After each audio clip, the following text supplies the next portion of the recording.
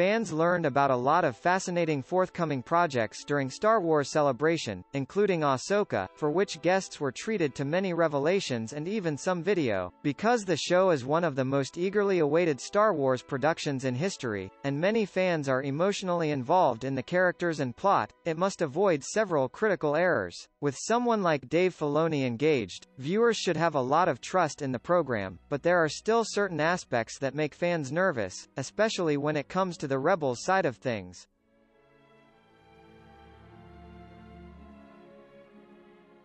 As the Star Wars canon grows and extends across many mediums, with an influx of series and films in particular coming down the pipeline in the coming years, concerns about canon consistency are certain to grow. Fans want their time spent reading and absorbing information to be repaid with regularity, and Ahsoka is no exception. Of course, some leniency is possible. Certain aspects can be changed, particularly if they help the product. However, having deceased characters reappear or major moments in the canon timeline ignored would irritate many viewers of any show, even one starring Ahsoka Tano.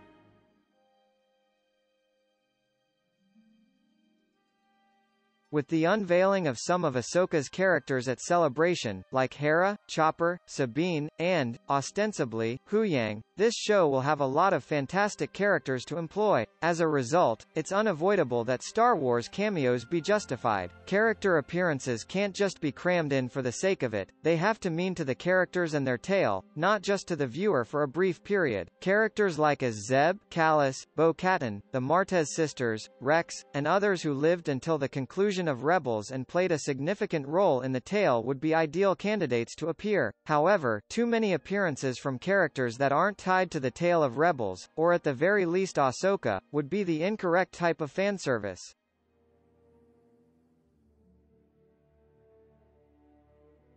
Before viewing Ahsoka, every Star Wars fan should watch Rebels. It is maybe Star Wars' greatest overlooked masterpiece. However, many will not, and they should not be penalized for it when viewing Ahsoka. Yes, those who adored Rebels should be rewarded with connections, references, and poignancy that only they can understand, but the show should also be accessible to people who did not have that optimal experience. Maybe they'll see Ahsoka and decide to watch Rebels this way, making fresh material available to all fans rather than just one segment of the fanbase is how Star Wars will survive for centuries to come, as new fans are introduced to the property through new channels.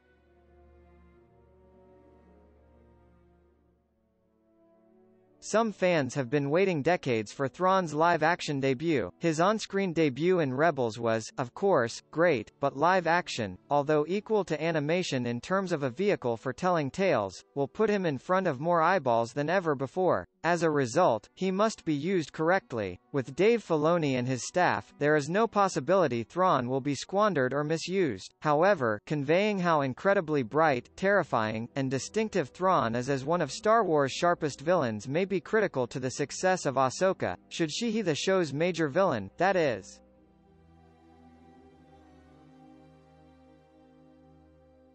Despite the speculations and claims, Hayden Christensen has not confirmed that he would reprise his role as Anakin Skywalker in Ahsoka. If it isn't part of the tale, fans aren't owed his comeback. It would, however, be a mistake not to use him. Hayden has earned a place in the Star Wars canon, and a role in Ahsoka seems only appropriate given his tremendously successful run in Obi-Wan Kenobi. Flashbacks are fantastic, and Vader is fantastic, but an actual dialogue between the two sibling-level buddies, with Anakin as a Force spirit, would be honest, emotional, and fascinating to see. Hayden's debut would be one of the most memorable Star Wars moments of all time.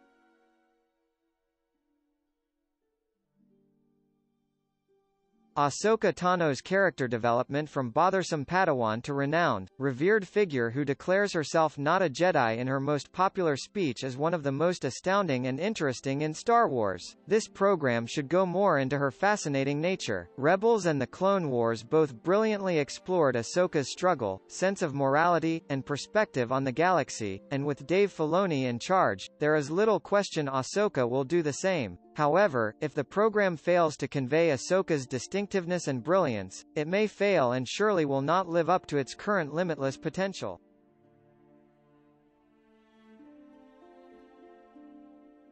One of the main criticisms of The Bad Batch's first season was how underutilized Echo was. It didn't do a good job of showcasing his distinct personality, nor did it do a good job of focusing on the trauma he went through or his inner struggle. It also didn't do a good job of focusing on him. In this series, doing this with any of the main characters would be a huge mistake. Sabine, Hera, Ezra, and Thrawn are all rich, fascinating characters with distinct intricacies and storylines that make them among of the greatest and most relatable characters in the canon. Even if they come from a kids' show, they must be treated as vital, significant individuals in this program if they are to be treated as such, rather than being left to languish while all the attention is focused on one character.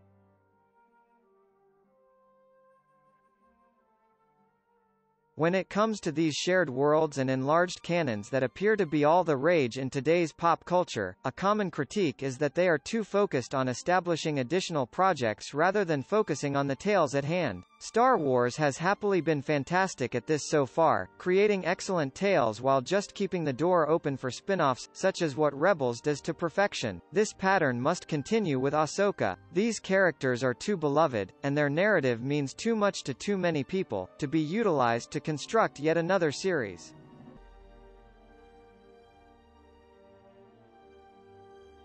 The focus, though, needs to be in filling in the blanks, such as where Ezra and Thrawn are, how Sabine and Ahsoka are attempting to locate him, and where Ahsoka was, what Ahsoka was doing post-Malachor. Many questions arose as a result of Rebels, and this program is the opportunity to address them.